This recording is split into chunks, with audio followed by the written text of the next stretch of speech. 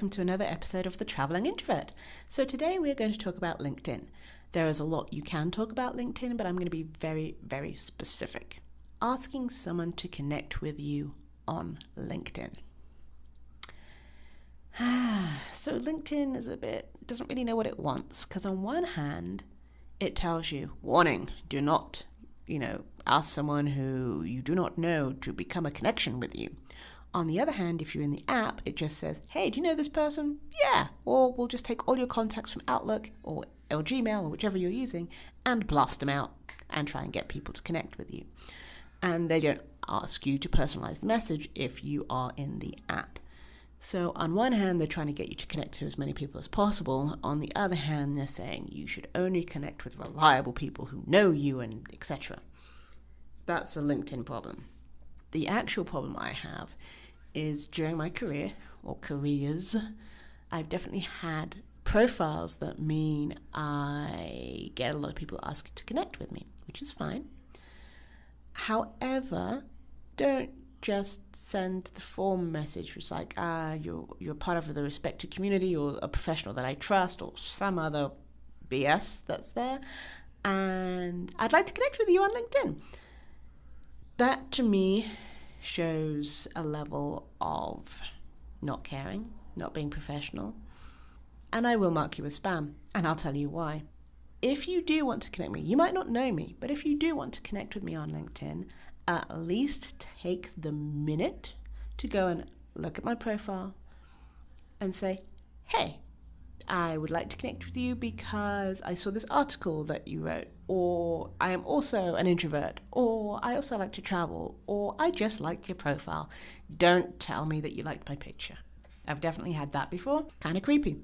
Take the 2 seconds to go look and make it personalized. And I'd like to connect with you because of X, Y, and Z. Preferably don't say, I'd like to connect with you to grow my numbers.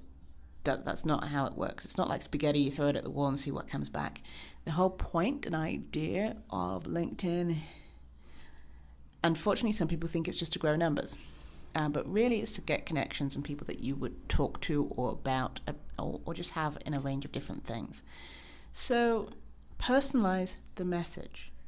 I will say it one more time. Personalize the message. Because it means you give it. That thing that you give. You care. So it's something you really should pay attention to.